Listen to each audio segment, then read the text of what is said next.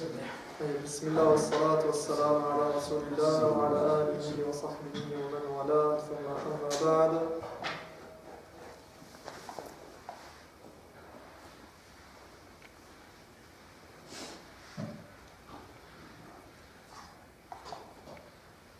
La dernière fois, on était arrivé à la partie qui concerne, on parlait de quoi? De الشبهات والشهوات وأمراض القلوب تنقسم إلى قسمين إلى أمراض شهوات وأمراض شبهات. On avait parlé du fait que les maladies du cœur se divisaient étaient sujettes à deux types de tentations, à deux niveaux en tout cas. C'était ce qu'on avait appelé les doutes et les désirs. Donc, d'un côté, ce qui vient altérer la pensée, la compréhension, la croyance, donc les doutes, et de l'autre côté, ce qui vient corrompre et altérer les intentions et les buts, et donc les actes au quotidien. D'accord? Donc les désirs. Donc le désir les passions, toutes les choses qui peuvent être une barrière entre nous et le désir de faire les choses pour Dieu. D'accord? Donc le désir dans ce sens-là, dans le sens de suivre ses passions et suivre ses envies et suivre ce qui nous plaît à nous au détriment de ce qui plaît à Dieu. Et donc on avait dit que l'auteur disait que toutes ces maladies-là, eh bien, pour ces maladies du cœur, il y a un remède par excellence qui est Al-Qur'an, le Coran. Le Coran, c'est le remède par excellence de toutes les maladies, de tous les maux du cœur, qu'il s'agisse des doutes ou qu'il s'agisse des désirs. Donc, pourquoi au niveau des doutes et de la perception des choses? Parce que le Coran, il expose tout ce qui permet de raffermir la foi du croyant, tout ce qui permet de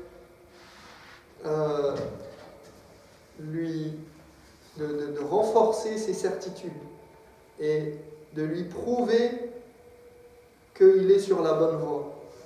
Et de l'autre côté, par rapport au désir, eh bien, le Coran, il expose et il met en évidence toutes les histoires, les belles exhortations, tout ce qui permet aux croyants de comprendre son rapport à ce bas monde et au fait que son but il ne doit rechercher que la satisfaction de son Seigneur. Et donc, par là, il va avoir envie de faire des actes et de plaire à son Seigneur et de faire les actes qui plaisent à son Seigneur et de rester dans le droit chemin. Donc on avait cité les versets du Coran. Il dit par exemple, Allah dit dans le Coran, قال الله تعالى وننزل من القرآن ما هو شفاء ورحمة للمؤمنين. Ce Coran que nous révélons, nous dit Allah, apporte aux croyants guérison et miséricorde. Et d'ailleurs, c'est une guérison autant pour le cœur que pour l'âme, que pour le corps. Et pour même l'état psychique et psychologique de la personne.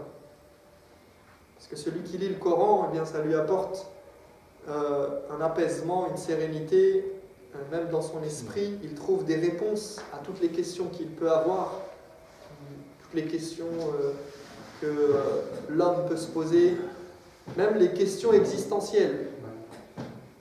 Parce que il y a des gens qui, malgré toutes les pensées philosophiques, toutes les études littéraires, toutes les études scientifiques et la connaissance de ce monde, si petite soit-elle,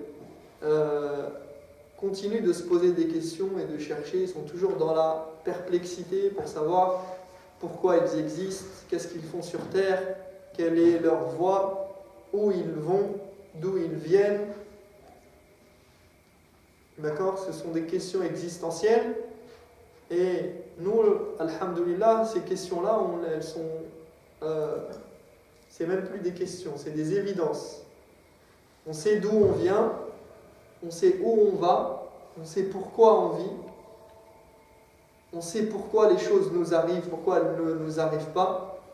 Donc, psychologiquement, quelqu'un qui est attaché au Coran, eh bien, il ne vit pas, il peut avoir des difficultés dans sa vie, il peut avoir des moments de faiblesse, des moments de tristesse, des moments de doute sur des petites choses, mais dans l'ensemble, c'est quelqu'un qui est, et surtout plus il est proche du Coran, moins il aura ces problèmes-là, psychologiquement. D'accord? Et il saura qu'il a un Seigneur tout-puissant qui est avec lui, qui est avec les croyants, qui le soutient.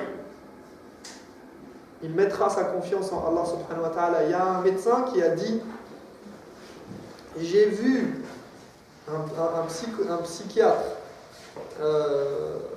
psychiatre musulman qui a dit, j'ai vu passer chez moi dans mon cabinet toutes les catégories de personnes. Les professeurs, les médecins, tout ce que vous voulez, tous les types de personnes, de gens et tout. Il a dit, sauf une catégorie de personnes, les récitateurs du Coran. Il a dit, j'ai jamais vu ceux qui sont attachés au Coran, qui récitent le Coran, qui vivent avec le Coran, venir me consulter. Pourquoi? Parce que c'est des gens qui vivent dans une bulle, qui vivent dans un autre monde, qui n'ont pas les soucis, même s'ils ont leurs soucis au sens du quotidien comme tout le monde, ils ont des choses à faire et tout, mais ils ne prennent pas les choses qui leur arrivent comme une fatalité ou comme quelque chose de... ceux qui sont attachés au Coran, eh bien, ils savent vivre avec même les difficultés, les épreuves, ils n'ont pas des... des désirs et des besoins quotidiens qui ne sont pas assouvis, etc. Non, ils se satisfont de peu, ils ont des objectifs nobles, ils savent que ce qui leur arrive, si cela leur arrive, c'est par la volonté d'Allah, etc. Donc ils vivent un apaisement, ils vivent autre chose. C'est pour ça qu'Allah nous dit وَنُنَزِّلُ مِنَ الْقُرْآنِ مَا هُوَ شِفَاءٌ وَرَحْمَةٌ لِلْمُؤْمِنِينَ. Et ce Coran que nous révélons, il apporte aux croyants cette guérison. Il pense les plaies, tous les types de plaies. C'est une miséricorde pour les croyants.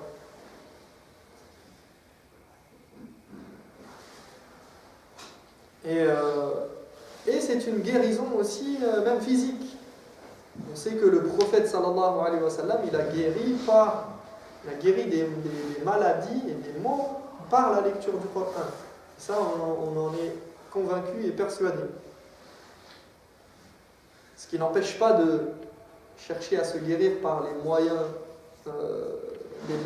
tangibles, autres que le Coran, comme la médecine douce, la phytothérapie, etc., tout ce que vous voulez, la nourriture, le jeûne, etc. Mais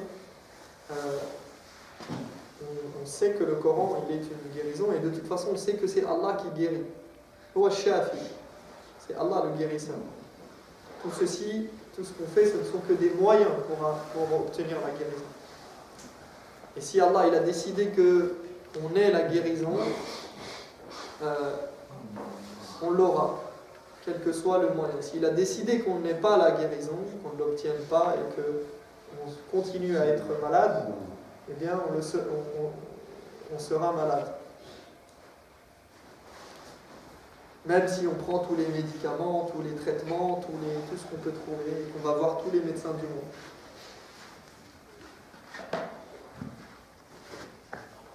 وَلَوْ اجْتَمَعُوا عَلَىٰ أَنْ يَنْفَعُوكَ بِشَيْءٍ لَمْ يَنْفَعُوكَ إِلَّا بِمَا قَدْ كَتَبَ اللَّهُ لَكَ. Et si tout le monde se réunissait sur terre pour t'être utile, il ne saurait être utile que en ce que Allah subhanahu wa ta'ala a bien voulu. D'accord, il dit ça, le prophète sallallahu alayhi wa sallam. Il dit si on réunissait tout le monde, toute la terre entière et les djinns et toutes les créatures du monde et qu'on voulait être utile dans quoi que ce soit, si Allah il n'a pas voulu, ça ne fonctionnera pas. وقال تعالى أيضا يا أيها الناس قد جاءتكم موعظة من ربكم وشفاء لما في الصدور وهدى ورحمة للمؤمنين. Donc l'autre verset qu'on avait cité, c'était ô homme, voici venu à vous un appel de votre Seigneur qui est à la fois un remède pour le mal qui ronge les cœurs, un guide et une miséricorde pour les fidèles.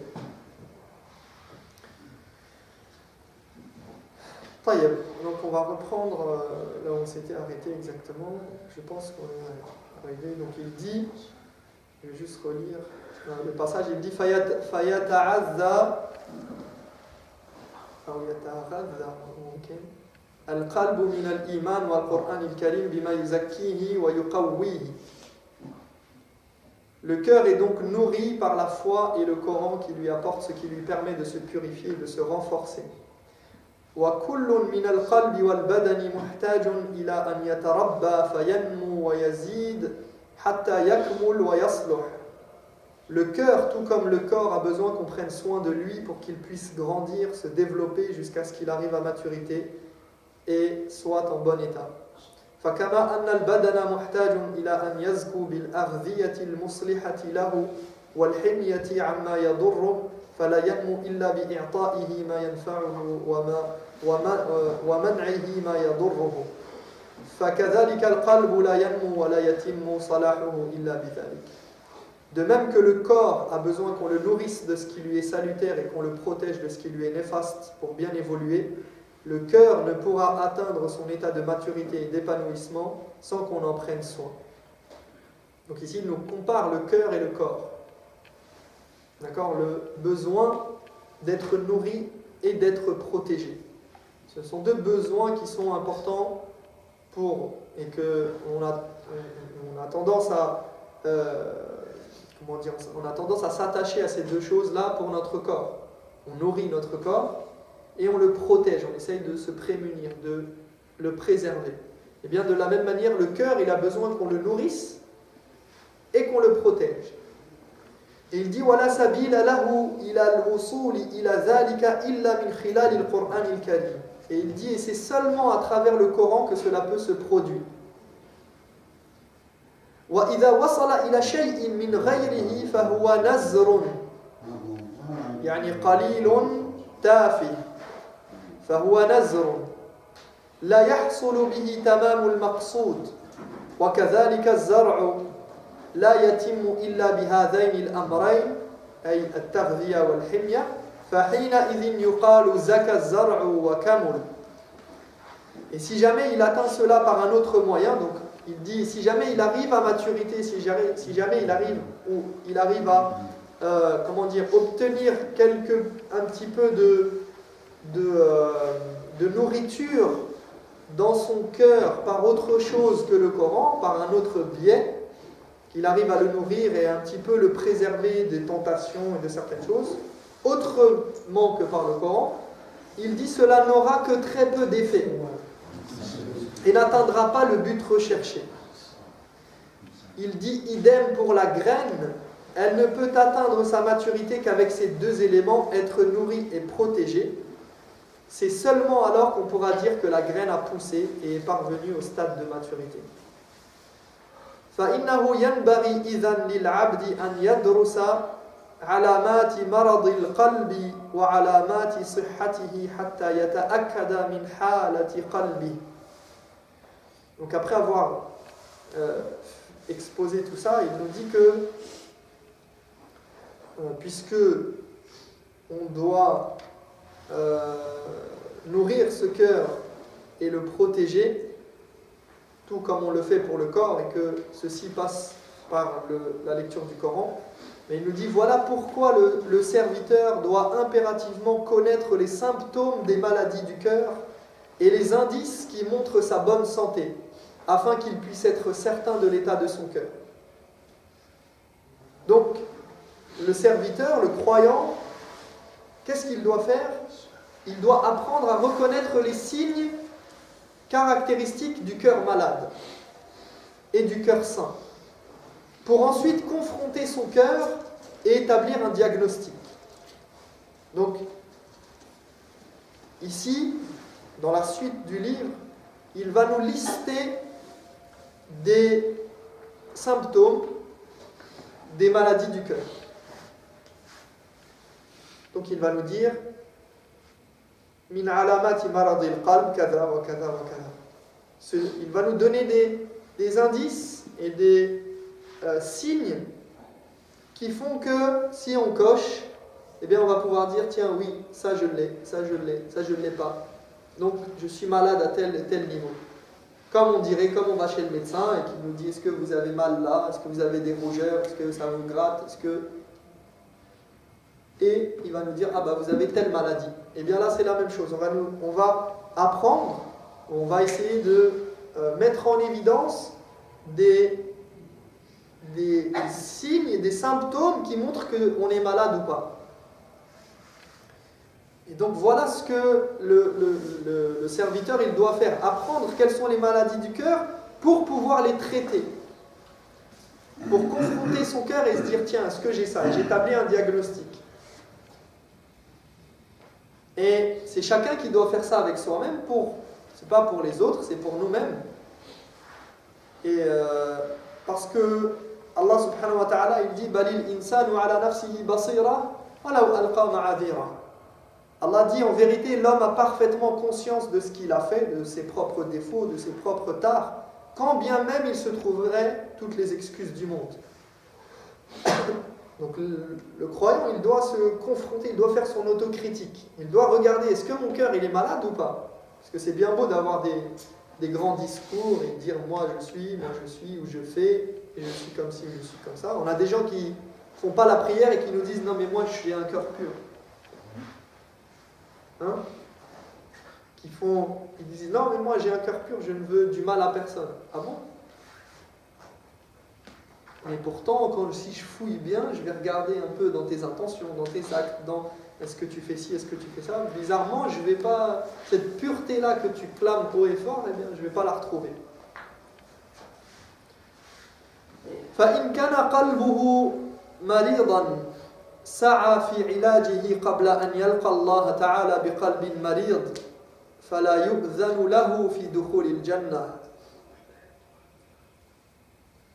Si son cœur est malade, il devra le soigner avant qu'il ne rencontre son Seigneur dans un tel état qui ne lui permettrait pas de rentrer au paradis ainsi.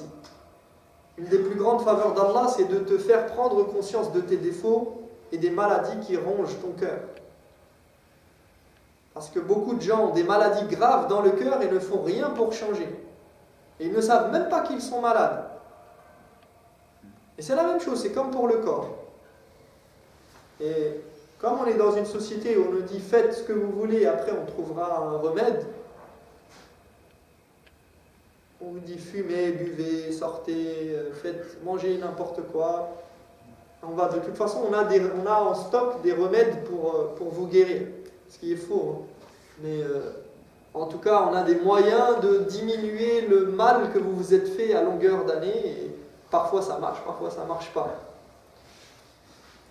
Et bien de la même manière, dans cette société, et aujourd'hui, dans notre manière de vivre, eh bien, on nous dit faites ce que vous voulez et c'est pas grave, vous trouverez peut-être un moyen d'enlever ces maladies du cœur, voire on va nous cacher le fait qu'on a des maladies dans le cœur. Et les gens, c'est-à-dire on peut vivre comme on vit actuellement et on ne sait pas qu'on a une maladie au niveau du corps. Eh bien c'est la même chose au niveau du cœur. Beaucoup de gens vivent sans savoir qu'ils sont malades. Alors si Allah subhanahu wa ta'ala il fait en sorte que tu arrives à découvrir une maladie qu'il y a en toi, dans ton cœur, alors alhamdoulilah, c'est une bonne chose parce que ça permet de commencer à essayer de changer.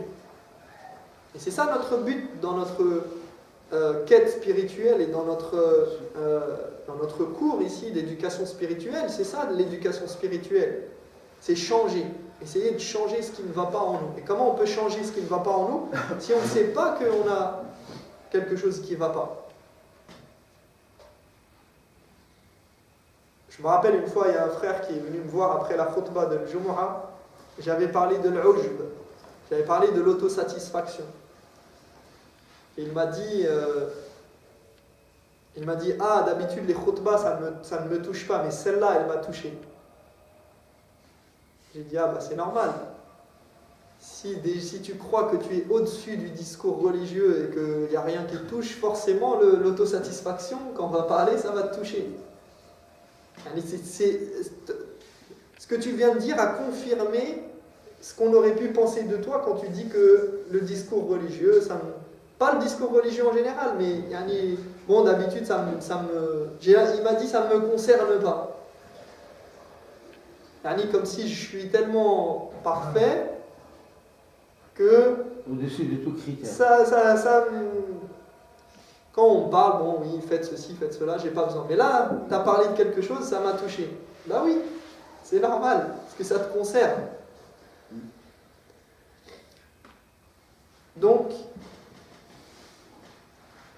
c'est important de mettre le doigt sur les choses qui ne vont pas en nous. Parce que sinon, on ne pourra jamais les changer. On ne pourra jamais se changer et notre but, c'est de nous améliorer. Et on n'est pas parfait, il n'y a personne de parfait. وإن كان سليما إن كان قلبه سليما ماذا فعل؟ يعني فتش والحمد لله لم يجد أمراض في قلبه أو وجد قلبه سليما ماذا فعل؟ حافظ على سلامته حتى يموت على ذلك وإن كان ميتا والعياذ بالله علم أن الله عز وجل يحيي الموتى. Donc il dit, si son cœur est malade, qu'il trouve des maladies, alors il doit les traiter. Si son cœur est sain, eh bien il tâchera de le garder en bonne santé jusqu'à sa mort. Si il trouve qu'il n'a pas de maladie et que, alhamdulillah, son cœur est sain, exempt de ses défauts qu'on va citer, certains qu'on a déjà cités aussi, mais eh bien, qu'il persiste. Ou en tout cas, s'il trouve qu'il y a des points sur lesquels il n'a pas besoin de travailler, eh bien qu'il travaille pour garder cette qualité-là qu'il a en lui. Et parce que, attention, comme on le dit et on le répète, attention à ne jamais se sentir en sécurité. Car en une fraction de seconde, son cœur peut chavirer devant quelque chose, devant une passion, un désir, une fitna. Le cœur, il peut changer, il peut chavirer en une fraction de seconde. Donc on demande à Allah subhanahu wa ta'ala de nous protéger parce qu'il est muqallib al-qulub, celui qui détient les cœurs entre ses mains et qui peut changer les cœurs. Et si son cœur est mort, vous vous rappelez, on a parlé des différents types de cœurs, on a dit malade, sain et mort. Si son cœur est mort, qu'Allah nous préserve, il dit, il saura, regardez, il saura qu'Allah est celui qui ressuscite les morts. Donc, subhanallah, il y a toujours un espoir. Même la personne qui a le cœur mort, فالله تبارك وتعالى هو الذي يحيي الموتى وهو على كل شيء قدير. Même le cœur mort, même celui qui est complètement égaré, eh bien Allah il peut y planter sa lumière. Il peut y faire que ce cœur, du jour au lendemain, il devienne vivant et sain et bien meilleur que plein d'autres cœurs. Donc il y a toujours un espoir, il ne faut pas désespérer, même quand on est malade, même quand il y a des choses qui ne vont pas, eh bien, il faut garder l'espoir en Allah subhanahu wa ta'ala. يقول تعالى اعلموا أن الله يحيي الأرض بعد موتها قد بينا لكم الآيات لعلكم تعقلون. Sachez que Dieu fait revivre la terre après sa mort. Nous vous exposons clairement les signes afin que vous puissiez en comprendre le sens.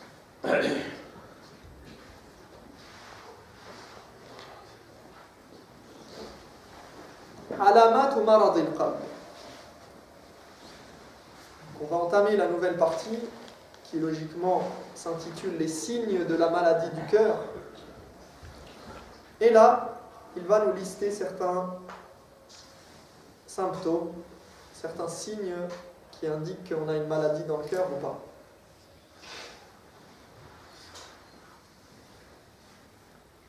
فمن علامات مرض القلب أن يتعذر على العبد ما خلق له. Un des signes que le cœur est malade et que la personne n'arrive pas à faire, donc c'est quoi? Et que la personne n'arrive pas à faire ce pourquoi elle a été créée. Il va continuer, il va expliquer. Donc il dit, un des signes que le cœur est malade, c'est quoi? C'est que la personne ne fait pas ce pourquoi elle a été créée. Et ceci est un des signes les plus évidents et les plus importants dans les maladies du cœur, c'est que tu ne sois pas capable de faire ce pourquoi tu as été créé. Si la personne elle est paresseuse, si la personne voit qu'elle est paresseuse par rapport à l'accomplissement de ses devoirs religieux, qu'elle s'en détourne, eh bien qu'elle sache que c'est un des signes les plus critiques. Elle doit absolument se remettre en question. C'est une maladie dangereuse et grave. Elle t'empêche de faire ce pourquoi tu as été créé, le but de ton existence. C'est quand même pas rien. On a été créé pourquoi?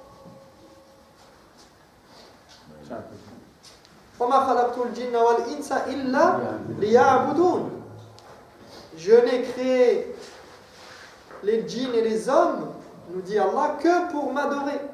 Leur seul but dans l'existence, c'est l'adoration.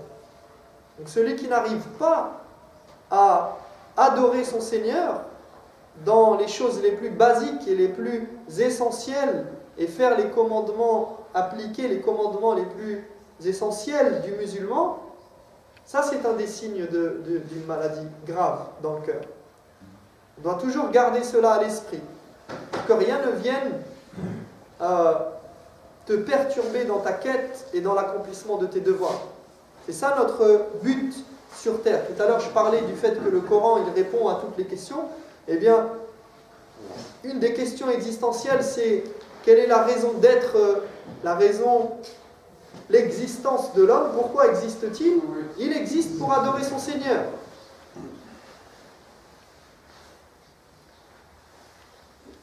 Car celui qui sait cette évidence, qui sait la raison pour laquelle il existe, eh bien, ou plutôt, celui qui ne sait pas pourquoi il existe, il ne peut donner la priorité à ces choses-là.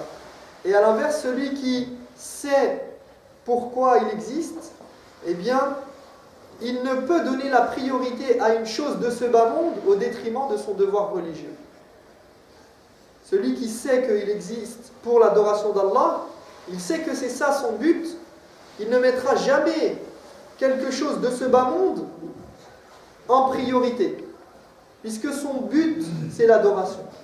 Son rôle sur terre, c'est d'adorer son Seigneur. Donc si j'ai ça en tête, il n'y a rien qui peut m'empêcher d'adorer mon Seigneur. Ou en tout cas, il y a des choses qui peuvent m'empêcher physiquement, mais de moi-même, c'est-à-dire un contretemps, un problème, une maladie, je ne sais pas, peu importe. Les choses qui nous arrivent, qui peuvent nous empêcher physiquement. Mais dans mon cœur et dans mes intentions, mon intention c'est de faire ma prière à l'heure. Si j'ai raté mon métro et que je n'ai pas pu arriver à l'heure pour faire la prière, ça c'est autre chose. Mais je n'ai pas donné la priorité à quelque chose. C'est pas parce qu'il y a une série télé ou un match de foot ou bien je ne sais quoi qui va faire que c'est pas grave, la prière, on a le temps, on la fera plus tard. L'heure va passer. D'accord, telle et telle chose qui vont faire que on ne donne pas la priorité, puisque si ce n'est pas notre but, si mon but c'est de faire de l'argent, eh bien c'est l'argent qui va compter en premier. C'est ça qui va... Ah non, je ne peux pas rater ça parce que c'est mon but dans la vie. Quand quelqu'un, son but c'est d'obtenir un diplôme, eh bien il ne rate pas un examen qui va être important dans l'obtention de son diplôme, parce que c'est son but. Alors là, on ne parle pas des buts intermédiaires, on parle du grand but de l'existence de l'homme et de l'existence sur Terre et de la vie. Donc, celui qui a ça en tête, il sait où sont ses priorités. Et tout le reste devient futile.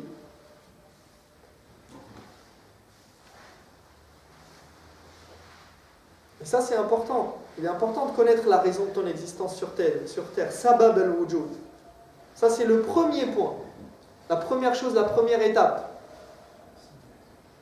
Et après, une fois que tu sais, tu connais la raison de ton existence, sabab al-wujud, la buddan ta'rifa,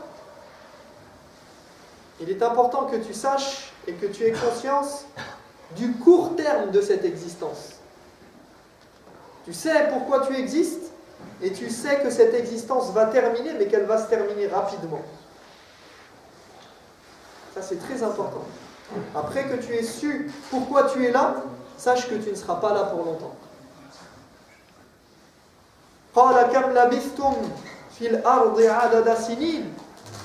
Combien d'années avez-vous vécu sur terre, leur demandera-t-on.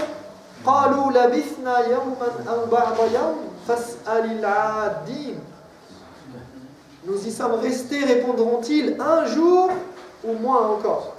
Interroge plutôt ceux qui savent compter.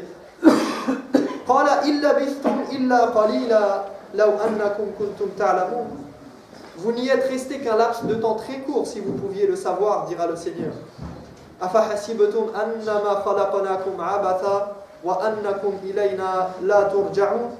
Pensiez-vous que nous vous avions créé sans but et que vous ne seriez jamais ramenés vers nous?